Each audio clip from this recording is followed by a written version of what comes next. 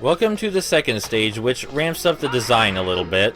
Not to the degree that it's going to screw you over hardcore, but to the degree that you need to know what you're doing a bit better. These scorpion enemies just lash out at us once. Just hold down block right after you're done attacking and you shouldn't have any problem with them. Oh, that was a health down power-up. And yeah, those are a thing for some reason. So you can already see there are a lot of potential places to go from here, but I know which one is the right way. Over here. And here's a new, kind of hard enemy type.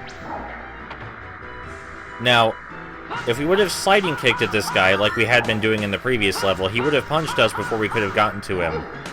Because of those enormous extendo fists he has. So we're going to learn in this stage that the way to enter battle with some enemies is not with a sliding kick, but instead with a jump. And here's the key. We couldn't have progressed through the level without it, so we came this way first. We hop down here, we find a bunch of ants. The ants are almost as harmless as the mice from the first stage. A sliding kick won't kill them in a single hit, though, unlike the mice.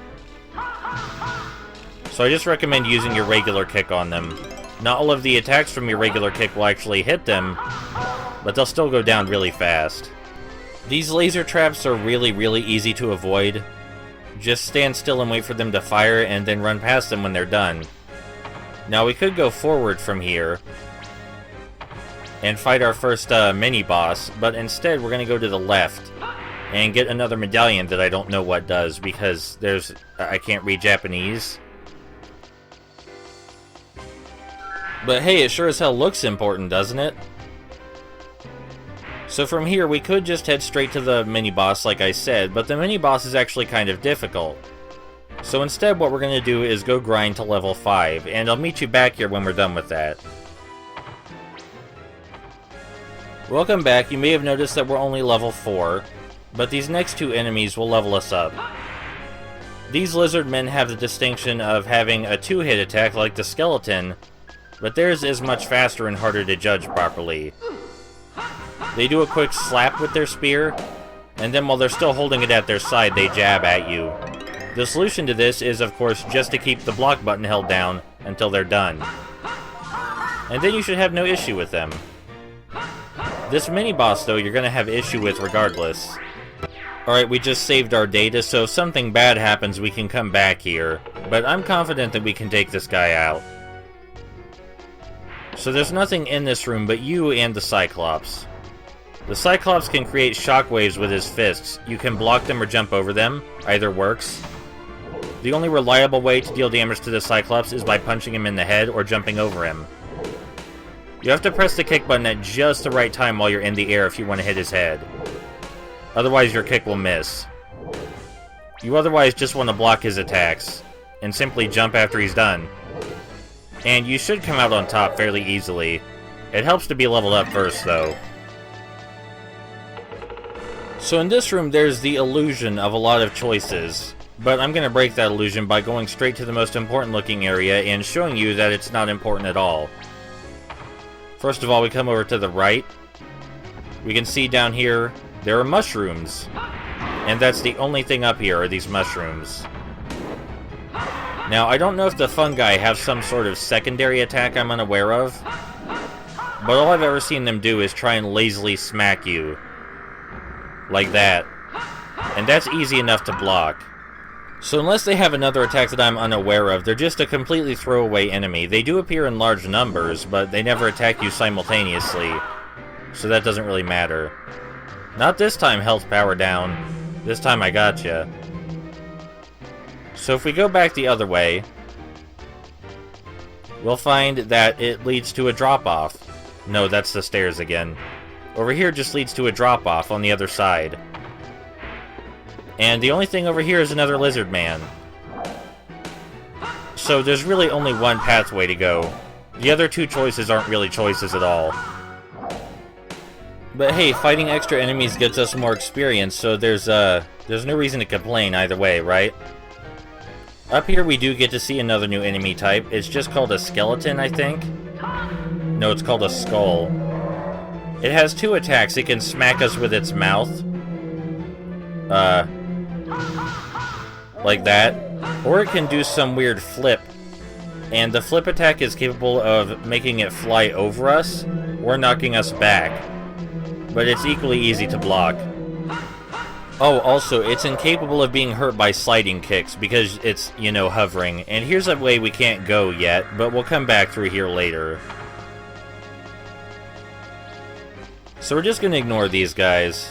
They don't even give us that much experience, and it's not worth trying to fight bird enemies that we don't need to. Now, in this room, directly to our left is the way to the end of the level. To our right is a save point. And there's some ants in the middle, because why not?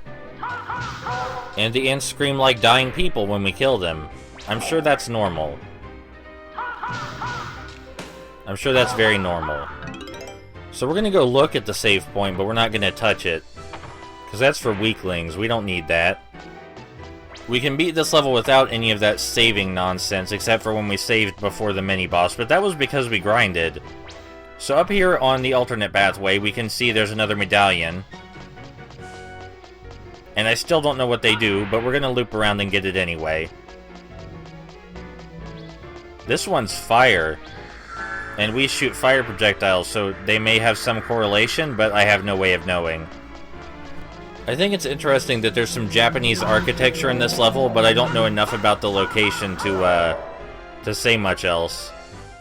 That ant was waiting patiently for us to finish with the other enemy first. His patience is rewarded with his death.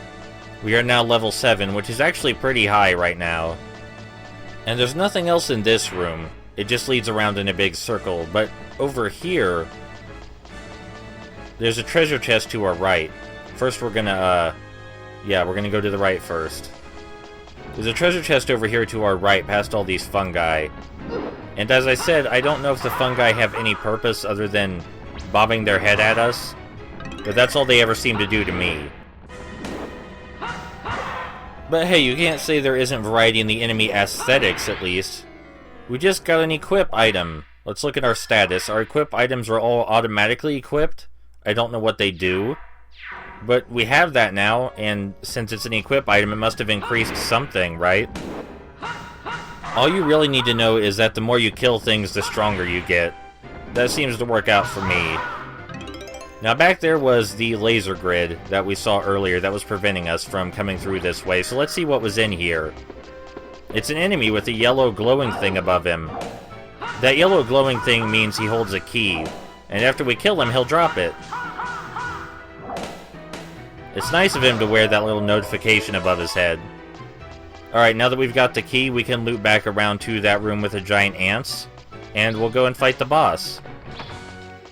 So hopefully this stage seemed a lot more interesting than the first one. Like I said, the first one was more of a tutorial. And this one you actually need to learn about properly timing your attacks, and that mid-boss can actually be difficult. Oh, that could have gone better. But that's okay, because this guy drops a full health refill. So anyone want to guess which anime we fight here? I bet you can't guess.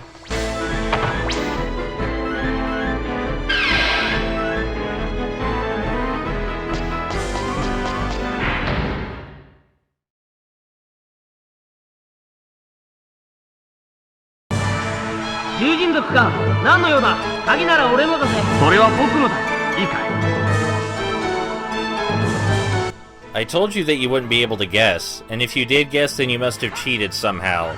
I can't prove that you cheated, but you know you did, and you should feel bad. So this time our opponent jumps around a lot more, and that's really his only defining feature, is that he's more mobile. The fight isn't really any more difficult than the first boss battle, and he's even easier than the mini-boss was.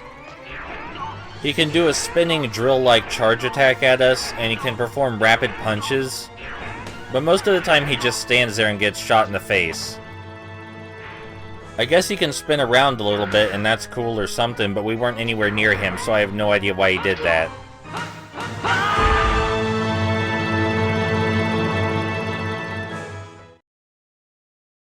母さん、諦めるものか。俺だって母さんに誓ったんだ。負けられないさ。